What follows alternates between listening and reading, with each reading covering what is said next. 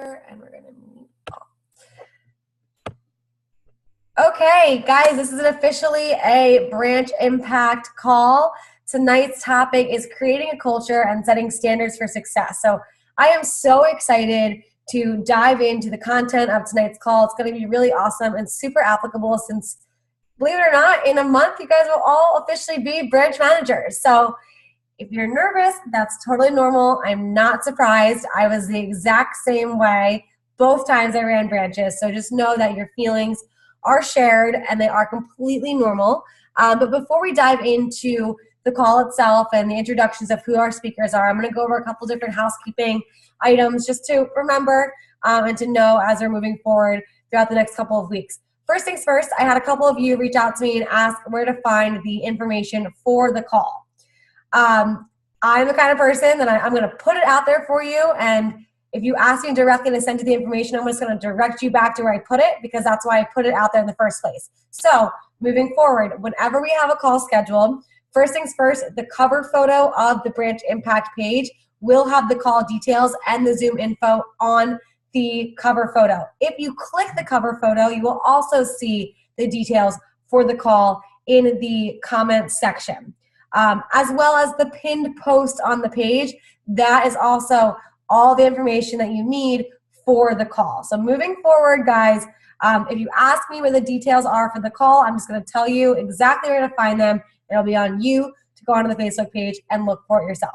So that's just how I'm going to handle things from now on. Second thing is, I'll be seeing all of you this weekend. I'm going to be going to the Northeast Summer Kickoff on Friday. I'm really excited to see all of you. I've got some really great things prepared for you guys. I hope to get pictures with each and every one of you so that way throughout the summer I can shout you out, post a nice picture of you on Facebook. So I'm looking forward to seeing the Northeast on Friday, and then I hop on a flight to Cleveland on Saturday morning, and I'm going to be taking Uber to Sandusky, Ohio, to the Kalahari Resorts for the Midwest region opening day. So I cannot wait to see everybody, give you all big hugs and celebrate the start of what's going to be an amazing summer with all of you. Third thing, please make sure to mark your calendars for our upcoming calls. I will be promoting them as soon as this call is over and there is space to promote. So our next call is April 17th. It is at 9 a.m. and it is a PDI PC scenario workshop with John Wasserman. This is RSVP only, so I'll be posting the information tomorrow in the group. You have to comment below if you are RSVPing yes. I will send you the call information on Facebook Messenger. We had a call like this about 2 weeks ago, and the feedback was absolutely incredible. People loved the layout of the call. They loved the active participation. They loved the advice from one of our top DVMs in the entire country. So this is definitely something that you don't want to miss out on, especially if one of the areas that you're looking to improve upon is rep management. This is the call that you want to be on. So that is April 17th at 9 a.m. It is RSVP only. April 23rd is our next official Branch Impact call. That will be at 6 p.m. It's a Monday night. I know it's kind of an awkward time, but we're going to be featuring Jeff Gamboa, who's a DVM down in the Eastern region. He's DVM of Florida, Caribbean, and one other division. I don't remember exactly what it is, but he has the best and highest fast start PPR in the entire country. So the topic of the next Branch Impact call is all about fast start PPR.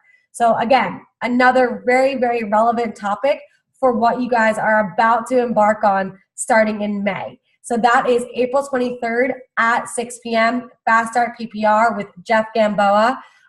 Do not forget about it. Okay. Now, moving into tonight's call, like I said, the topic is creating a culture and setting standards for success. Two very relevant topics. And we have three incredible speakers. We've got Emily Dishong, who was on our last Branch Impact call. She actually is recently engaged, so congratulations, Emily. She's from the Central region. She runs the Provo, Utah office. So she was a senior branch manager last summer and then moved right into opening up her district office. She was a #3 branch in the entire country. Her office sold $298,000 $465 CPO, and she had 191 reps. So she really knows what it takes to build an awesome culture and to set standards for success. Next, we have Alan Muellegger, who is a new member of the Branch Impact community. He has not yet been featured on a call, but I'm really excited to hear from him tonight. He's from the Central region as well. He ran the Cedar Rapids office last summer from the Chicago division. He was number 28 branch in the entire nation. His office did $122,861, and he had 72 reps. So again, someone who really knows how to set standards, really knows how to create an awesome culture, and he's got some really awesome tips for you guys for tonight. And then finally, we have Robert Alcantara, who a lot of you know because he's actually from the Midwest region. He's a member of the Branch Impact community, and he ran the Troy, Michigan branch office last summer. He's on the Great Lakes division. It was the number 17 branch in the nation with total sales of $163,896, and he had a team of 52 reps. So again, guys, as you're noticing, all of our speakers tonight had very large teams, had very successful summers, so they really know what they're talking about when it comes to creating a culture and setting standards for success. So without further ado, I just want to double check and make sure that Emily did make it on the call. I see Emily iPhone. Emily, are you on the call? I thought I saw her. Yeah, I see her. Okay, she's there. Cool. Okay, so we are going to start off with rapid fire questions as we normally do. And the order that we're going to go in is Emily, then Alan, then Robert. So I want to just double check. Emily, can you hear me? I can't see you or hear you. Oh yeah, there you are. Perfect. Okay, cool. Okay, so Emily, we're going to spotlight you, and you're going to be the first person to answer this question. So our first question is, what does culture mean to you as it pertains to your vector office?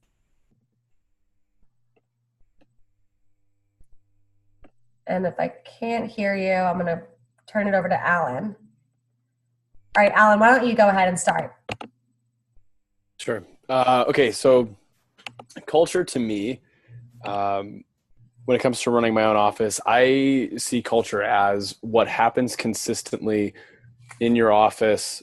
And once there's momentum behind it, what happens consistently in your office when you're not around, because you've built it around your management style or whatever it is. And for me personally, like, culture is one of the most exciting things to build, because if it's done the right way, it's one of those things that you get to really build from you. Like it comes from you 100%. Doesn't come from vector programs or whatever. It's like, this starts with you and who you are as a manager. So I would say for me specifically, it's like this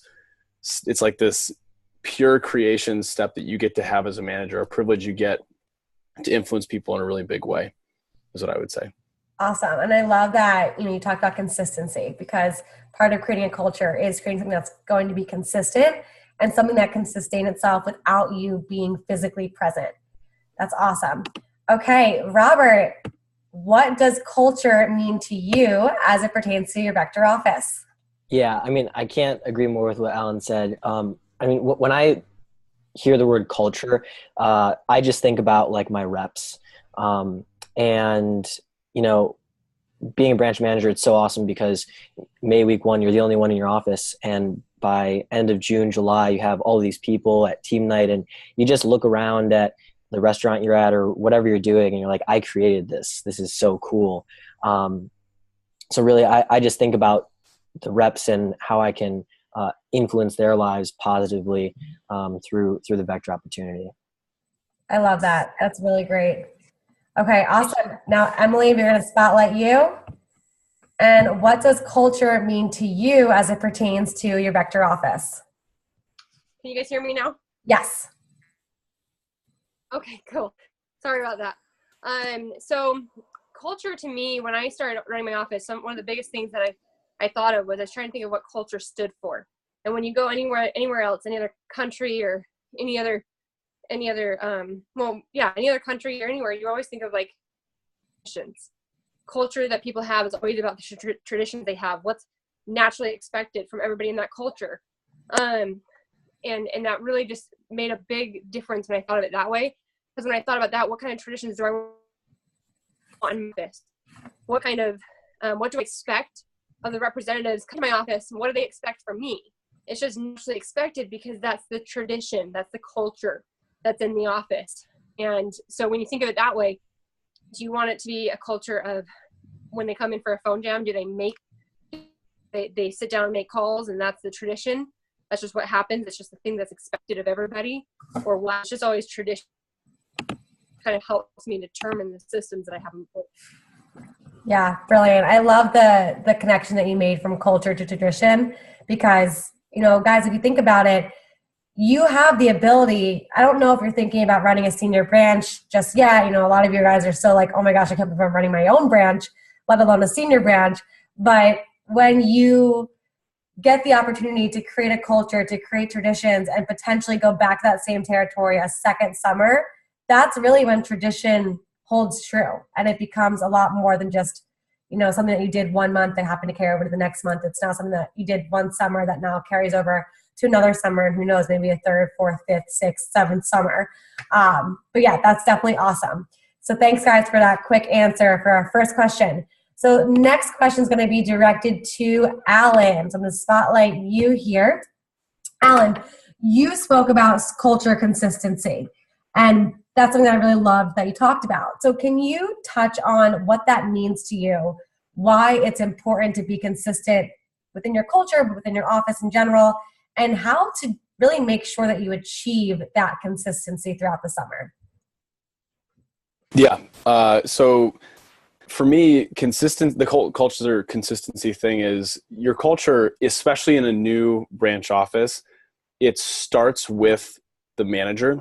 And when I think about how a culture forms, it starts with, again, kind of like what Emily was saying, it starts with traditions, and it starts with what the representatives can expect from the space. And so consistency is important in creating culture, because what you do on a consistent basis will establish the rules. So an example would be if the manager is always there before the rep. So if champ starts at 7:30 and the manager is always there at 7 o'clock, and like a rep is never there before the manager, that starts to set a standard to the representatives from the manager. Hey, we show up early, we get here before, you know, everybody else does. And making sure that when it comes to those kinds of actions, like those little things, that you are doing the same thing each time, that it doesn't switch, doesn't change. That is how, you know, consistency creates really, really intense culture. As far as, you know, did you want me to talk about how specifically that I did it, or what was? Yeah. Tell us the story of how you did it. And I know that you talked a little bit about kind of creating your management style that supports the culture that you're trying to build. And I love that. So go ahead and dive into that. Yeah. So in deciding what kind of a culture that I wanted to have and like with consistency and everything, it started off with the question that came to me was, what's a simple mission that my office and that I can get behind in any moment that comes across the office? Because as new managers, what you guys will experience is you'll have this idea of what you want your office to be. And I'll use an example of phone time as a phone jam. And in a phone jam, you know, the culture that you'd want is the culture where everybody shows up, they sit down, they make calls, they're cranking them out. Everybody's having good results. But the culture you wouldn't want is one where people show up, they kind of talk to each other, hang out, and you know, they're like making jokes with their buddies and everything. And when you don't have a simple mission that you are behind, those moments where you could make a decision whether to be one type of office or the other type of office, if there's not a simple mission in place, that will fall apart. So to establish that was the first thing that I decided that I wanted to do. And so for me, it was like, all right, so I'm here to serve my representatives, to help them be from their involvement with my office. It's how do I help them create habits to be successful later on in life, no matter what that means. What can I do in this moment to help them become better for the future? So for instance, if a representative in that same space, because that simple mission in my head was clear to me, if a representative, let's say they weren't making phone calls at a phone jam because they were afraid to make calls or they were hesitating for some reason, Because my thing is, okay, I'm coming from a place of service where no matter what in my office, I want to make sure that they are more prepared for success. The question became clear. It was easy. It's like, okay, if they allow fear in the future in other jobs and other places, or even in Vector, to freeze them to not do what's necessary, then they're not going to have success later on. So I have to find a way to make them make phone calls. I have to find a way to help them break through their fear in this moment. And so for me, that was like the big key was finding a simple mission to get behind, something that you can promote not just to yourself, but to your staff, so that they can have the same thing that comes through. I'm not sure that answer. Yeah, no, that was awesome. I hope you guys all caught kind of what Alan just said. Now I'll summarize it in a short sentence, but you basically create a simple mission. How do I help my reps create habits that are going to create success, not just this summer, but throughout their entire life? And when you would see reps that weren't necessarily doing the right thing in your office, you reminded yourself of, what are you here to do for them? How are you going to serve them? And I'm going to assume that you probably had these conversations with your reps about why it is that you're asking them to do these things, and what is the bigger picture, and why is it important to sit down and make 15 phone calls right now in this exact moment. It's not necessarily about booking the demos. It's about a bigger thing. And your mission was that bigger thing. So I thought that was brilliant. I loved what you just said there. So next up, we're going to turn to Robert Alcantara. So Robert, my question for you. Now I know building an office culture can sometimes be when you're the only one in the office, especially in May. And I think a lot of people on this call might be feeling a little bit nervous about not having anybody there to help them when they first open up. So what are some tips that you have for everybody that will help them grow their culture in May, even when their team is small? Awesome. So I'll start off with kind of a tip. And as I was writing my message for this weekend for opening day, I'm going to be sharing this with all the new districts and then the branch managers as well. So you hear this a second time for everyone in the Midwest. But every chance that I got to promote something, I always would. So especially in May, when you're interviewing people or people are going through training, a lot of people will ask, how many people do you have working in the office, or how many people are on the team? And what I started to say was, actually, this office just opened up. I was helping run the district office in East Lansing, and I was actually promoted to move to this territory. So I just moved out here, and basically it's you and a couple other people right now. So our team's kind of small, but if you know anyone that's looking for work, just let me know, and we can see if we can get them in for an interview. And just promoting that kind of PR culture. But I loved what Alan said about, getting behind just a simple thing to create a culture. And I was taking a lot of notes while he was talking. But what I kind of realized as the summer went on is you shouldn't try to create a culture of like fun and excitement.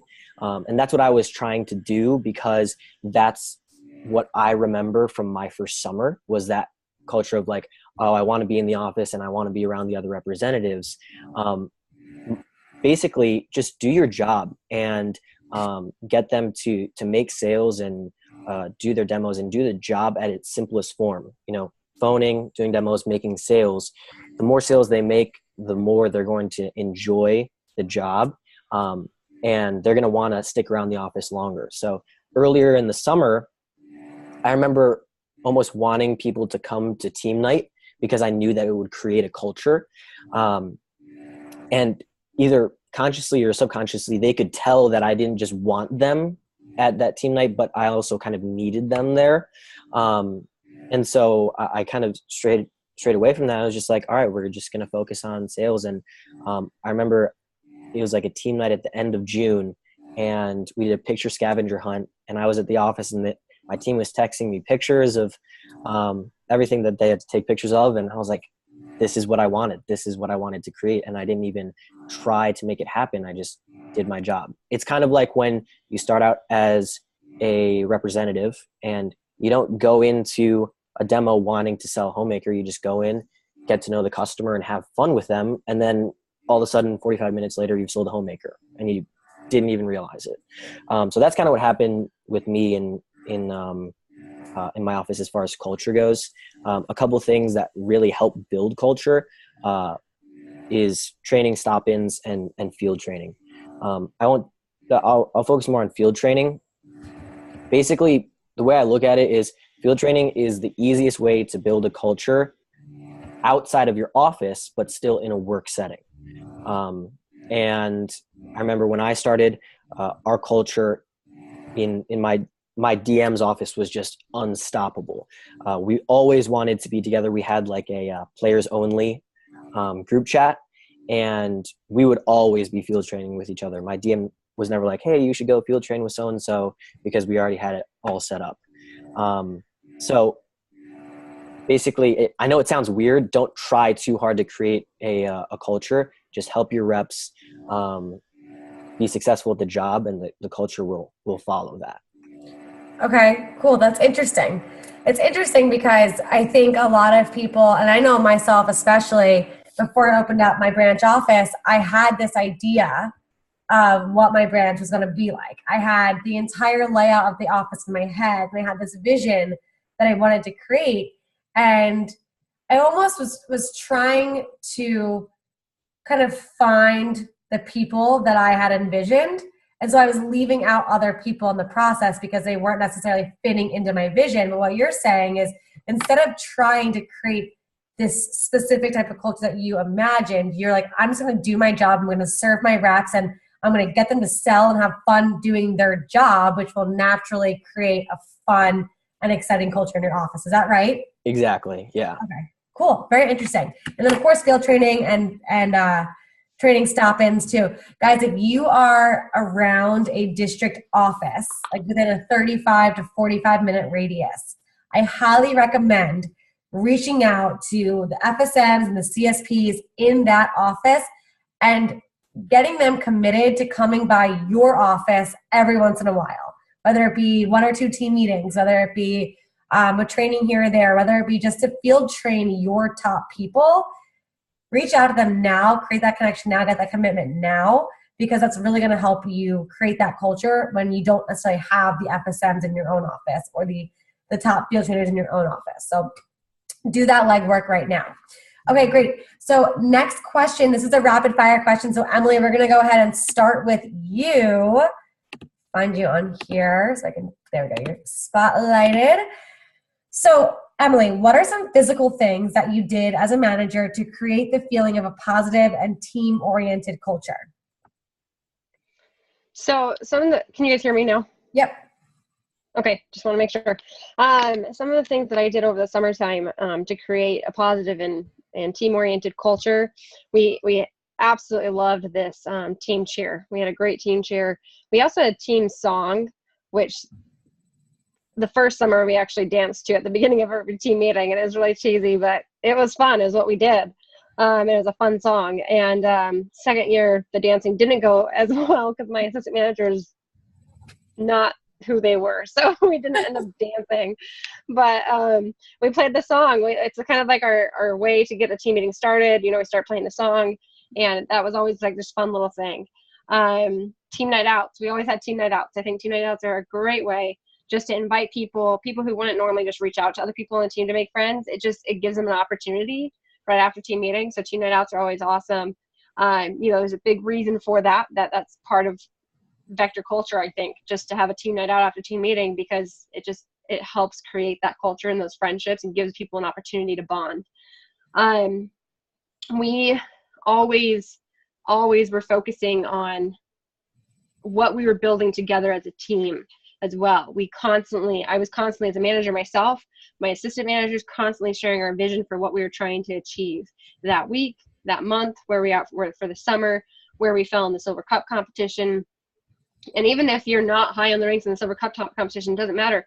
Who is someone that you are focusing on beating?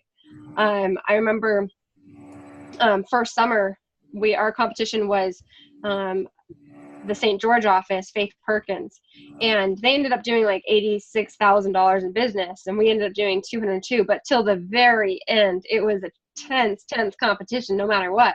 even though there was like really no catch up in that sense. And I just remember her attitude about it all. You know, we were good friends. we're still really good friends. But she was always saying, you know, it's really fun having someone, you know, just to follow and someone to push ahead with, you know. And so it doesn't matter, just you create that competition, you create that fun, that team bond, that culture, that just all that fun going into that competition, because it's like hashtag beat Layton, hashtag beat St. George, you know, like that's just your rivalry. And that always fires people up in a good way. It's a lot of fun, you know. Have records on the wall, just know people's names, you know. Sounds funny, and it's probably not a major deal, but just make sure, like, know people's names and call out to them, use their names, not just know them, but use them in team meetings. You know, I know I had a lot of bigger team meetings, 40 to 50 people sometimes. And when you're using people's names in there, whether you have 20 people in there or 10 people there, when you use people's names, it makes them feel connected and makes it feel like they're more a part of something that, yes, might be big because there might be a lot more people, which big for some people could even be 20 people, could be 7 people, you know, but just as long as you're using people's names, it makes them feel a part of something better. So those are all a lot of different things that I did to help keep a positive interaction on top of field training, which is huge, and PCs and things. Yeah, it's so simple, but the names thing is huge, and making sure that you guys really do make those connections. And one of the big tips about remembering people's names is when they introduce themselves to you, shake their hand and say, "Nice to meet you, Emily." Not just "nice to meet you," but repeat their name back to them, because it'll help you remember it better, but it'll also make them feel a lot better. So Alan, same question for you. What were some physical things that you did in your office to help promote your team culture? So yeah, in our office last year, it was so funny. There were a lot of things that Robert was saying that it was like so parallel to me from first office to second office. How first office like want to make friends, second office I was like, no, it's about helping them do really well at the job. For me, with like what I did specifically to create culture was it was like, for me, it was just constant promotion, and whether that was promoting how awesome people were, like, or promoting what the actual culture was. Like, it was in every conversation that I had, it was, hey, this is, you know, my job is to make you successful. My job is to help make you money. And I would obviously tailor it to, you know, what they wanted to get specifically out of the job. But it was constantly promoting to the representatives in team meetings, in PCs, in anywhere. Like, hey, this is my goal, is to get you where you want to be. That is my main focus. And so I would also include in those conversations, like, hey, if I'm tough on you in some spaces, if I'm going to push you in certain ways, it's because I want you to do well in this area. And if you get everything that you want at the end of the summer and I was tough on you in some cases, would you be okay with that? They're like, well, yeah. I'm like, okay, good. So, you know, for me, it was, you know, it's hard to add to, because Emily really covered a lot of really, really awesome stuff. So for me, the additional thing I can add to it was, you know, I was just really intentional about constantly promoting either the office's culture to somebody, like, hey, we do this, or it was promoting to them specifically in one-on-one conversations. This is for you. This is for you. This is for you. I love it. Yeah. Yeah. Whatever we go from we to you, but you never do I. Because it's not you. It's the team and it's them. It's what's in it for them and what is the team doing. So Robert, same question for you. What were some physical things that you did in the office? And maybe touch on, like, how did you, like, for example, with records, how did you have records when you were opening up your office and you really didn't have any office records? Like, what did you do for that specifically? Yeah, I just asked my district manager, Will Bond. I was like, hey, what records do you have in your office? And everyone gets the I don't know about Northeast region, but in Midwest, we all get the fast start poster. Mm-hmm. And it's like, you put the name and how much they sold each day of their fast start and then their total. And obviously I didn't have any fast starters at all at the beginning of summer. And so I was like, hey, Will, can you just send me a picture of your fast start board? And he was like, yeah, sure. And I put down like 5 or 6 people on his, and then eventually started adding my own. And then I also had the first promotion, first weekend poster. that was right next to my whiteboard, because that was something that I thought was really important for new representatives in the office to see. And then one of the other things that I got, it was like an SLC message. I watched it on Vector Connect. And, obviously you find the office that you're going to kind of go after and look to beat. For me, that was Aaron Harris in Granger. And they were the Granger Danger. And so we would always kind of make fun of them in like a funny way, nothing like attacking Aaron personally. But he was kind of like the person that we would go after. And I remember one of my reps at SC2 was like, "That's Aaron Harris, right?" And I was like, "Yeah, that's Aaron." I was like, "Oh, Aaron Harris, Granger Danger." Gross. But I realized that, if it's another office, obviously they see that office at division meetings and region conferences, but it's not really someone that you can kind of trash talk in, a fun way just in the office. So what I did was basically split up my team into 2 teams. And there was a red team and a blue team. And I made a group me for each team, and they would post their hot news. So one rep would be like, on the blue team, "Oh, I just sold a homemaker +8, and they bought the kitchen tools as well." And I'd go to the red team's group chat and I'd be like, "Hey, red team, blue team just sold a homemaker with the kitchen tools. What do you have what's your rebuttal for that? What are you going to do?" And they would be like, "Oh, like, we're going to sell homemaker," whatever. And like some people would be like, "Oh, I had this sale, this sale, this sale." And then I'd go back to the other group chat and update them on how the other team was doing. So that just created like a little bit of a culture of competitiveness between each other in the office. And it drove everyone to have more sales, basically. Yeah, I love that. That's really cool. So something that just this whole conversation is reminding me of, guys, whoever you are on the call, please do yourself a favor and go back and watch the branch impact call called Branching with Friends, because it's all about just the office to office competition. So building a culture has to do with the office to office competition and how well you can do that. So go back and watch that video too. But what we're going to do now is we're going to move on to setting standards for success. And for the sake of time, panelists, I know that I sent out rapid fire questions. I'm just going to kind of direct them to each individual person here just so we can get to the Q&A section as well. So Alan, I wanted to ask you this question here. As it pertains, Emily, did you say something? No, I must have just heard something. Okay.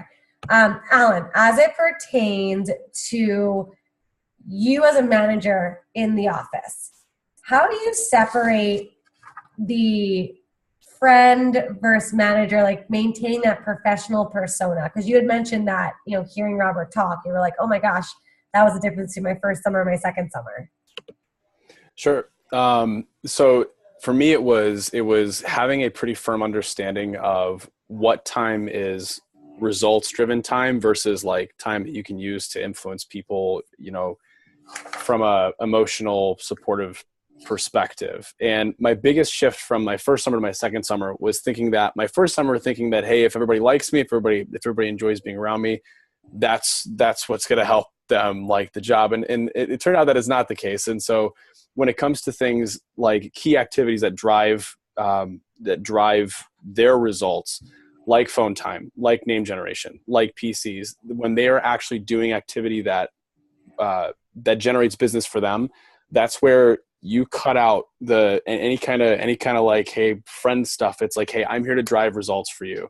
And that's what and by the way, if I had to give like a percentage wise, I would say in an office, it's probably like 90% you're helping them get results. And then 10% you can be the quote unquote, the friend and be there for them. But for the most part, it's knowing that, touching a little bit on what Robert said too, is what will make them like you, will make them have a great experience, is by driving their results in any way that you possibly can.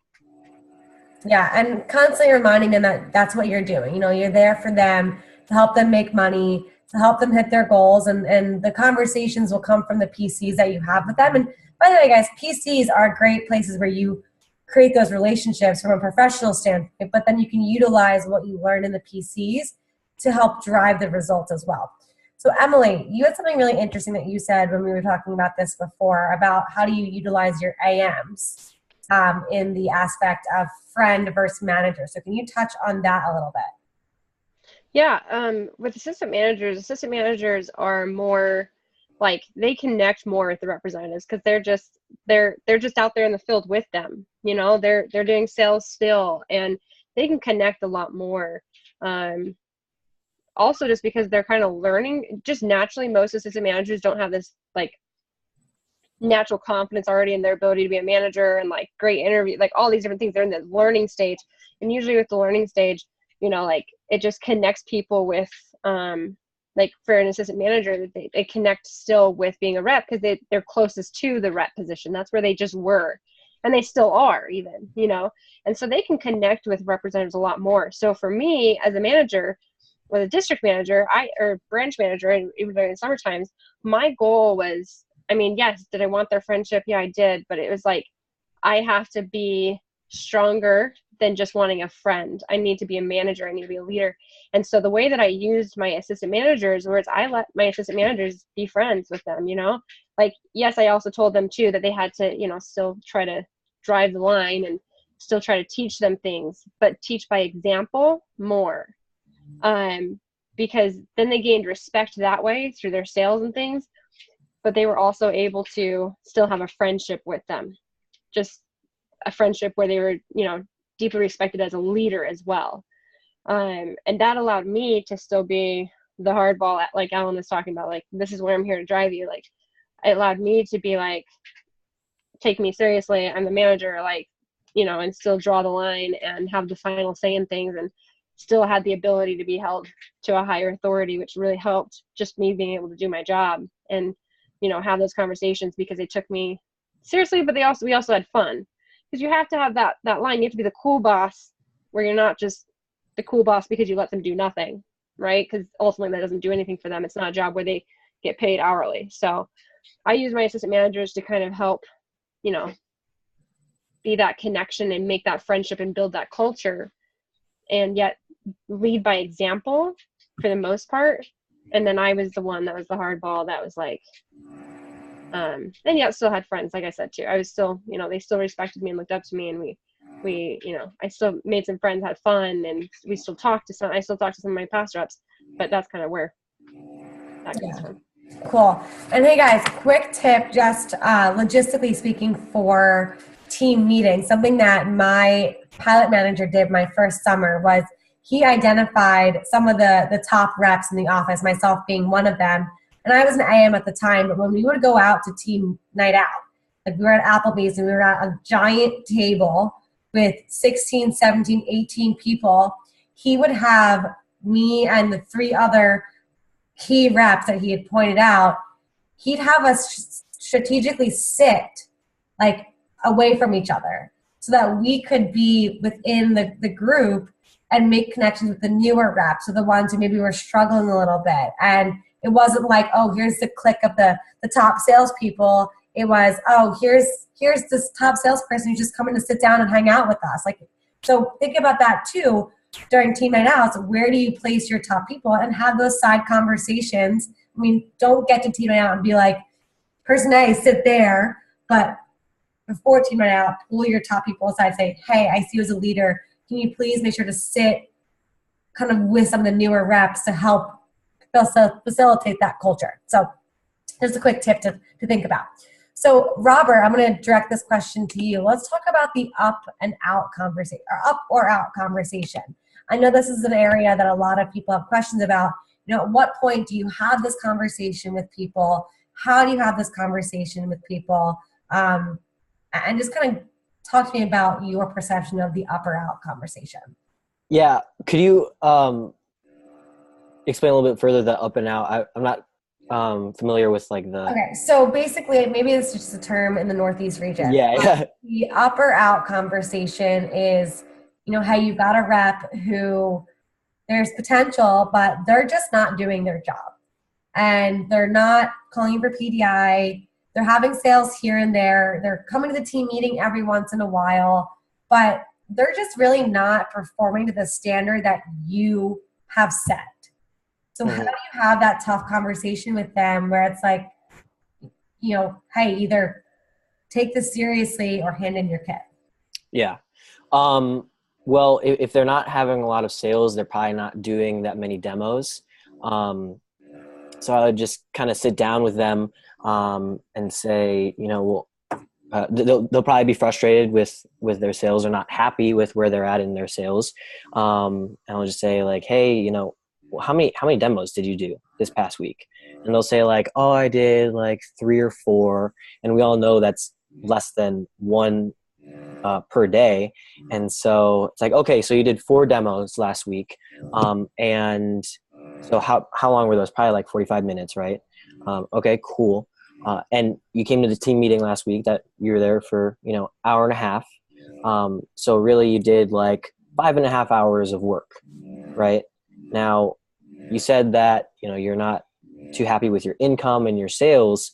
But if you were working an hourly job, what would your pay be for 5.5 hours if you were working at McDonald's, right?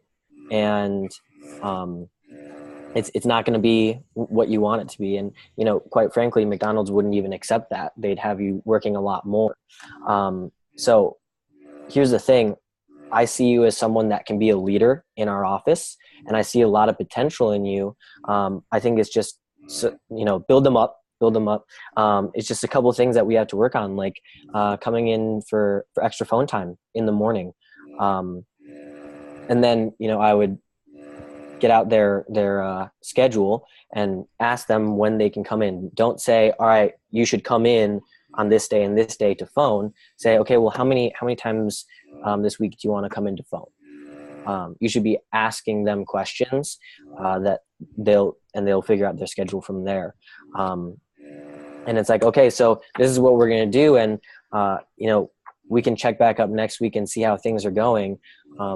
But, you know, quite frankly, the standard that we set in training is, you know, this many demos or whatever it might be. And you haven't been hitting that. And if we don't make some sort of change here, I'm just going to have to ask you to turn in your kit, and be really honest with them, and kind of give them that up or out scenario. And some people will like work that week and figure out, hey, you know, this really isn't for me. I'm going to go work for McDonald's. It's like, okay, great. Well, I'm glad that you got some experience here, and good luck. And be totally genuine with, you know, great, go on and good luck with everything. Because quite frankly, that person wasn't meant to be in your organization anyways. And if they had stayed, they would have been the rotten apple that would have destroyed your culture in your office anyways. Right. So the sharp people stay, the sharp people sell knives. And that's kind of my mentality with things. Yeah. Yeah. I think that's powerful. I like the hourly job example that, you know, hey, if you were to be working at Starbucks or McDonald's, do you think they would accept this kind of work? No. So why should I? And guys, this is one of the tougher things to do as a branch manager. And there's a lot of people who go branch and they have this fear about confronting people when they're not doing well and they're not abiding by the standards that you set, because either A, you're nervous that they're not going to like you, B, you're nervous that, you know, who am I to tell this person what to do, or C, you just don't even know what to say. Here's the thing, guys, don't forget that you are the manager. You're the one running the show. You're the one who is driving this office. So when there's a necessary conversation that needs to happen, have the conversation and be genuine, be fair, be honest, ask them questions, just like Robert was talking about, but don't shy away from the conversation because you're nervous of what might happen. You really need to have those conversations as a branch manager. So I've got a couple other questions, but I want to definitely give time for the question and answer sessions. I'm sure you guys have some good questions about setting standards in general. I did want to just direct one more question to Emily. So kind of in line with what Robert was just talking about as it pertains to having that up or out conversation, you had mentioned something about a conversation with people about increasing their expectations of themselves. So can you talk about that a little bit, what that conversation looks like, what it does for people, and when and why you have it? Yeah, so that's one of the cool things about this job. When I first started, I mean, I hated sales. I sucked at sales. I couldn't sell a $9 eyeliner with Mary Kay if my life depended on it, and someone else had done the presentation for me. All I had to do was ask the order, and that's who I was coming into this business. And that was, for me to see that I'm a district manager, top ranked in the nation, running an awesome sales office, that would not have been my expectation coming in of myself. And in fact, all the way along the way, every time I did PDI with my manager, Phil Bollinger, my division manager, he'd always, he'd be like, even if I slept through PDI the day before, or I didn't call him back or whatever, like the next time when I answered the call, I was like kind of sheepish and nervous. And but he was so positive. He's like, "Hey girl, what's up?" And like, he's like, "How's it going?" Get me on the phone, just get me on to the next, keep me focusing on the positive, And then when he brought me on to key staff, and then when he brought me as an assistant manager, and then when he told me, then he brought me as a sales manager, like I still was lacking in that self-confidence a long time, like not seeing these expectations, like not seeing these high expectations of myself. I still struggled with that. And maybe not everyone struggles with that, but that's where I was. And yet I was putting in these positions, and it was awesome. It just continued to grow and help me grow my self-confidence. But it was I was challenged. My own belief in myself was challenged every step of the way in a positive way. And then he told me before I left the company to serve a mission, he said, "Emily, you would be awesome. I could see you as being one of the top branches in our division." And I was like, no, like I always was like, no, there's no way, because I didn't want to run a branch then. And when I came back from a mission, I came back to the company and it started unraveling.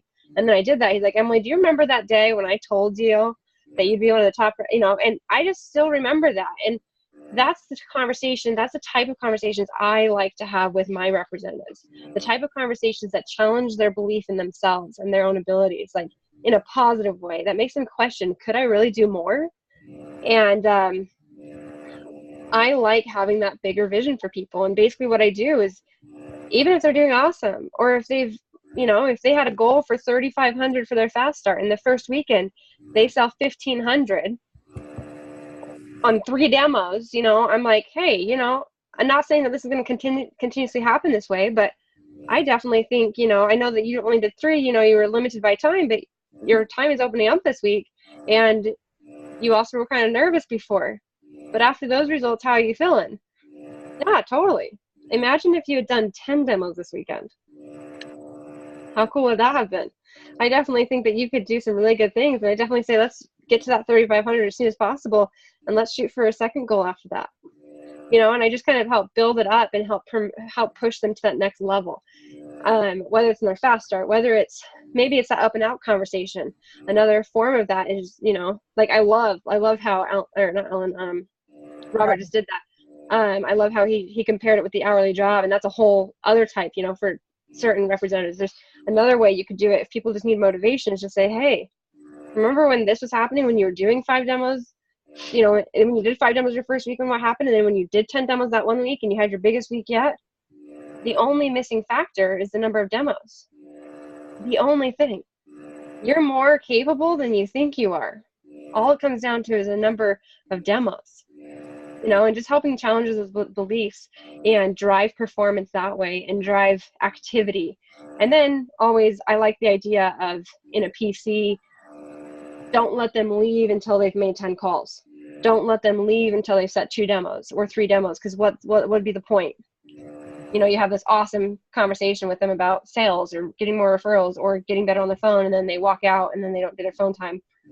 They may or may not do it at home. I think that's a really awesome thing to do, is just follow up with, at the very end of the PC, okay, great, I'm going to have you get on the phone, tell me when you set your 2 demos, and then you'll be good to go. I love that. That's awesome. That's really cool. And I think what's really powerful about that is because a lot of these kids, guys, and you'll realize this, is that they don't have the positive influence in their life. They haven't been exposed to vector yet. And for all of us, it's like, well, duh, of course I'm going to have these positive conversations. Of course I'm going to, be motivated by my friends and my peers. But a lot of the kids that are coming through your door, they don't have that in their life. And so challenging their beliefs in themselves in a positive way, allowing them to see the potential in themselves where maybe someone, in their life, they've never really had someone saying that to them is really powerful. So I think what Emily just said was really brilliant. And then of course, the PC talk where, at the end of motivating them, at the end of having this really powerful conversation, you're like, all right, go set 2 demos. Like, let's get this happening. Let's get this ball rolling. Let's get the success coming your way. That's really cool. So I loved that. So that being said, guys, we want to move into the live Q&A session. As always, the Zoom group chat feature, just click that and then write in that you have a question and we will direct it to you. So the question and answer session has officially begun. Whoever has the first question, please just write your name and we'll call on you. And if you don't have any questions, I've got more to ask the panelists. All right, Joelle, go ahead, ask your question. Make sure you unmute yourself too. Hi, okay. So I had a question, like obviously you'll have people who sell more than others, and for that reason, like you'll have your 6K, 10K fast starters, and you'll spend more time like PCing them than you would like a regular rep. Mm-hmm. But how to avoid having favorites based on who sells more or who's like cooler, All right, whoever wants to answer that. Emily, Robert, Alan. Emily, go ahead. Yeah, I'll make it quick. Basically, something that I do is I try to make it a positive thing to sell more, and I try to make my assistant managers. And if you don't have assistant managers, just make it say, hey, simply those who do better, have a better positive attitude, have more consistency, whether it's 5 demos a week or 20 demos a week, it doesn't matter. As long as you're consistent, you do what you say to do, you keep a positive attitude, you attend your meetings, and you have a sales consistency. Those are the people that I'm going to spend more time with simply because they're on my key staff. And that kind of, you don't want to have favorites. I mean, on your end, that helps them see that they're not favorites. It's just that it's business smart to spend more time with them. Yeah. Robert, Alan, I totally agree with that. I focused a lot on learning about like PCs and the 4PC program in the fall, and PC every single rep.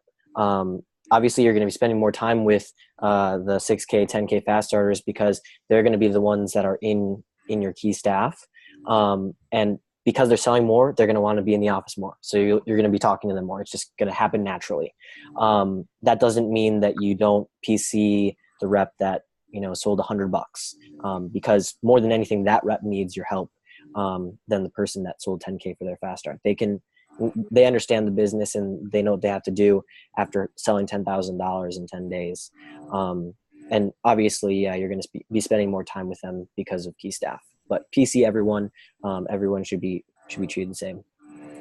Yeah, awesome. All right, Jack, we're going to go over to you. We're going to let you ask a question. So with team night and then going out afterwards, what would you recommend is the best way to like really get reps excited about going out? Because I just know, like personally, like over the summer, we just didn't have that culture in my office where we'd go out, and so just how do you get them to like really want to go to Applebee's and spend time with the team?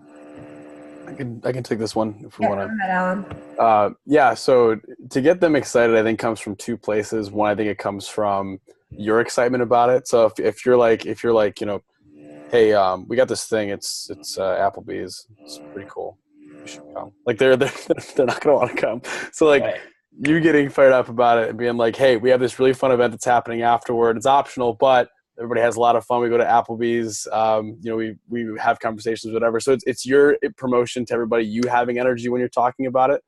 But 2, another way that you can build their excitement for those events is also talking to them specifically at what they're going to get out of it. It's like, I remember there was something I was hearing that a manager was doing that I thought was really awesome, where they were talking about, hey, Team Night Out is your opportunity to network with some of these people that are Vector people are very highly motivated, highly successful individuals. And Team Night is an opportunity for you to be able to network and meet and talk with them in a non-business setting. It also gives you an opportunity to spend more time with me or whatever it is. That's not just a business thing, because some kids, you know, there are going to be kids in your organization, Jack, this summer that they are going to freaking look up to you, and they're going to be like, this guy is so freaking cool. I want more time with him. So if you let them know, like, hey, this is also an opportunity for you to get some more time with me or more time with your fellow reps, that'll influence you in a really positive way. I think this will really be worth your time. That is a really good way to get people motivated. It comes from the idea of WIFM, what's in it for me. If you make it make sense to them why this is important for them to do, they'll always want to do it. Yeah, for sure. And then, hey, Jack, this is another thing that you want to do. Just, you know, obviously it's a shame that your office last summer didn't have that culture, but no matter what, no matter who shows up, whether it's the top rep or the bottom rep or whoever, you consistently always have team night out. That cannot waver. That is part of the program. That is team night out. Something that's really good to do would be to take pictures at team night out, print them out at CVS for like 10 cents a picture, and then hang them in your office so people see what team night out is all about. And don't just go to Applebee's. You know, if Applebee's doesn't fire you up, like, find other things to do. I love what Alan did, or Robert, with the picture scavenger hunt. That's awesome. So you can do other creative ways. Like, I remember my first summer, there was a rep that had a pool, and we had a pool party, and it was really fun. And I got to know some of the top reps and things like that. So don't waver from having team out just because, you know, it wasn't a culture in your summer office last summer. Mm-hmm. Shelby, I want to add something real quick. Yeah.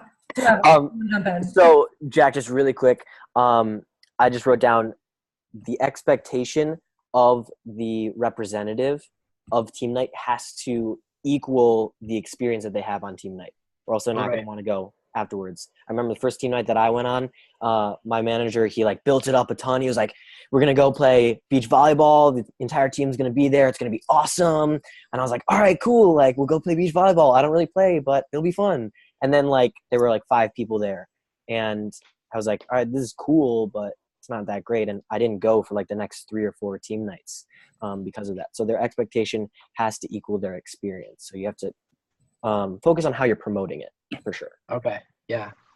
Emily, did you want to jump in there too? Yeah, it's just the only thing, just I know there's a lot of questions. I was just going to say simply this. If you say it's going to happen right after team meeting, don't sit around answering tons of reps questions, handling all these base pay, everything like that. Just get into the habit where it just happens right at 9 p.m. or whatever time your team meeting ends. Just get it, just go, and make it a culture in your office that questions are asked to be for team meeting. Yeah. That kills it really quickly otherwise. Cool. Zach Kornstrom, what's your question? All right. Hey guys. So basically, my question was really how to handle what we call culture killers in my office. I'm sure everybody has a similar name.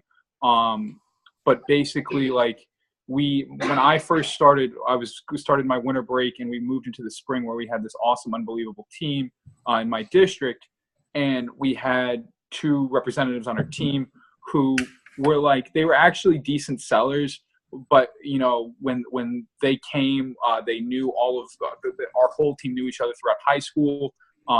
We had like this really strong connection of kids who just knew each other's names throughout high school. And what happened was 2 of them ended up leaving the company and they took our entire spring team with them. They became culture killers because we had to unfortunately let them go because they weren't focusing in the office. They were actually distracting the majority of the reps. So I wanted to know your guys' input on how to correctly handle that situation before it happens. How to be proactive instead of reactive. Robert, Emily, Alan. Yeah, I can. Okay. It sounds like these guys were, Zach. It sounds like were these guys like leaders? Were they the leaders of pretty much the whole group? Is that what I'm gathering? Yeah, they didn't necessarily lead in sales, but I mean they were at like 6K each. But they definitely led the group in terms of like what was like if they weren't going to team night out, the rest of the team didn't go to team night out. Sure. So in this specific situation, I actually would probably if they're like the leader types, especially like socially, if that's the role they fulfill, you can actually really empower them in that case. And that's actually a really good manager moment with these guys specifically.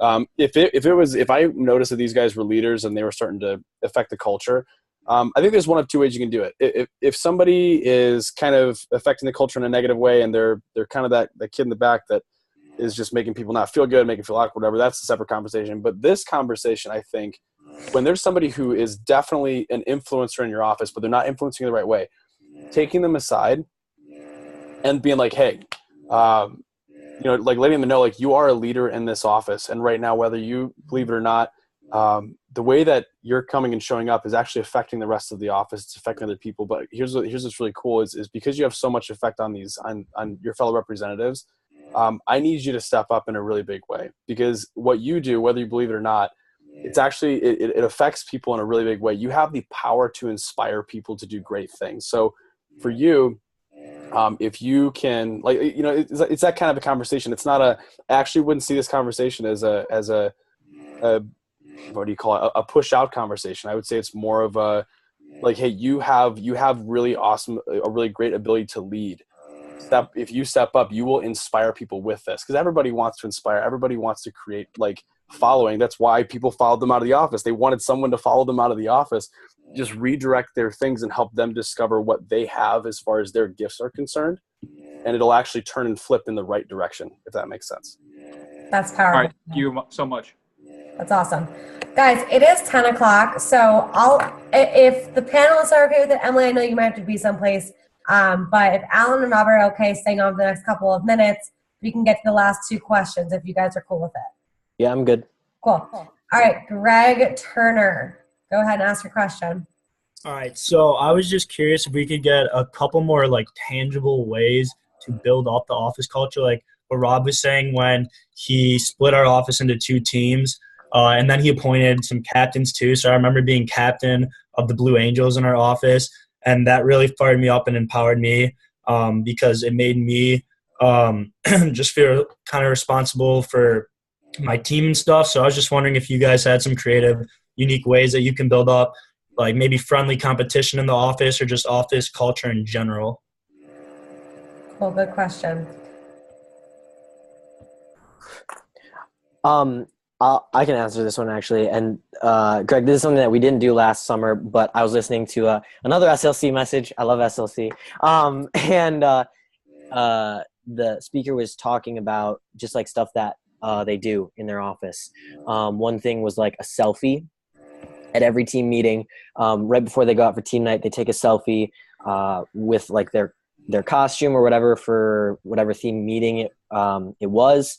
And then another thing was pancake party. Pancake party on Saturday morning. Basically, how he described it was he'd have his key staff meeting, and then they would phone, and he would make pancakes while they phoned, and the key staff would get other people that aren't on key staff to come in for the phone jam. They're like, oh, we got like the pancake party on Saturday. Like, you have to come. You have to come.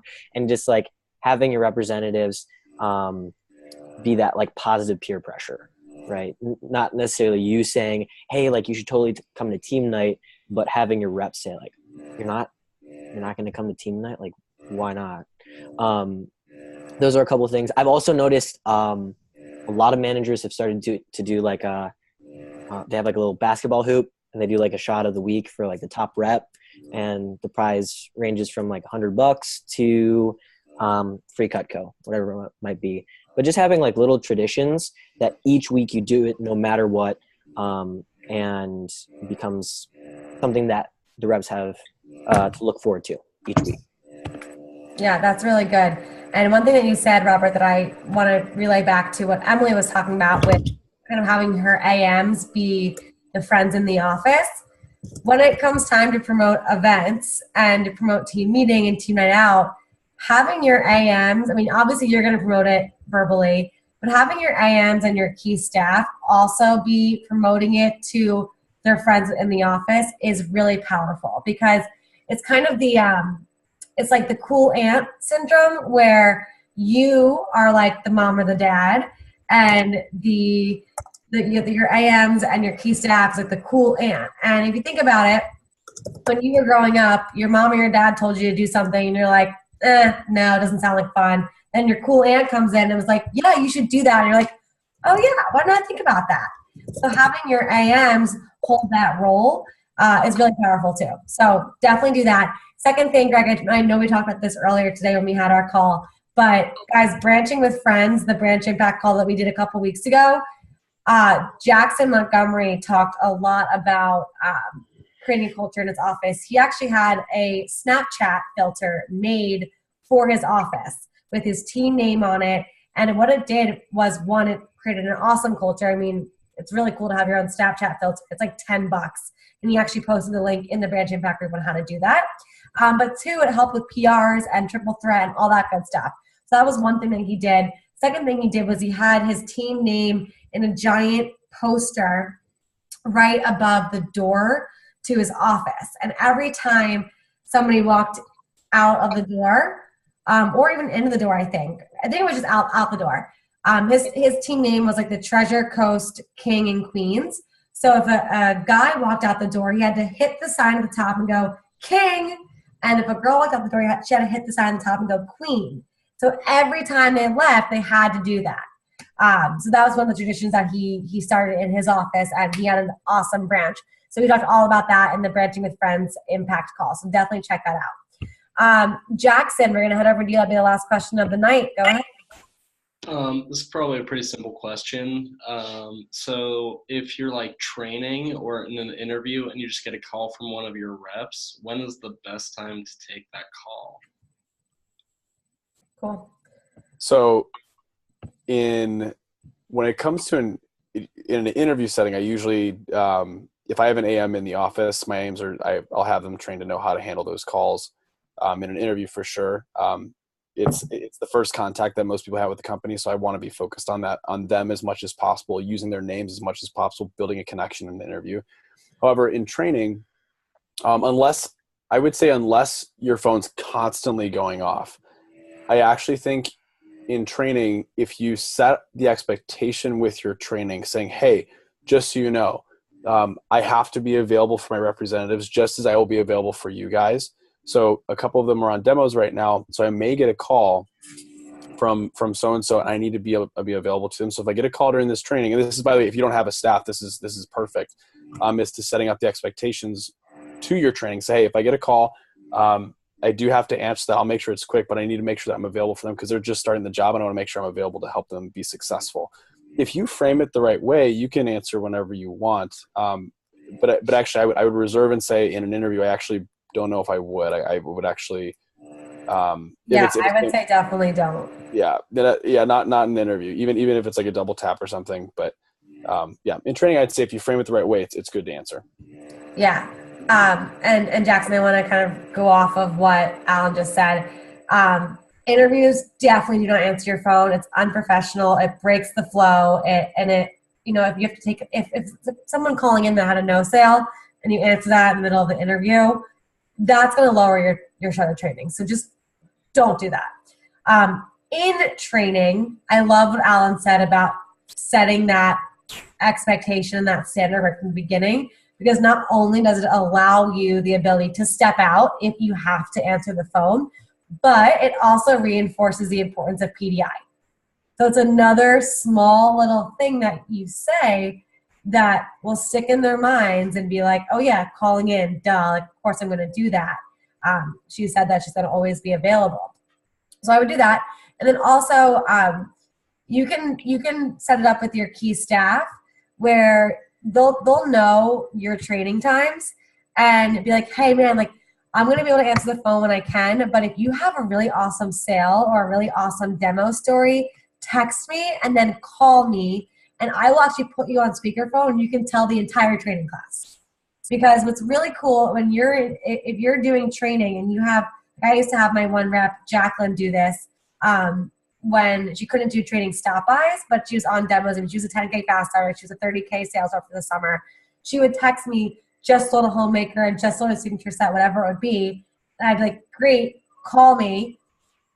She would call me and I would act like it's PDI, like, homemaker hotline, this is Shelby, who's this? And I'd put it on speakerphone and be like, hey, it's Jacqueline, I just sold a homemaker.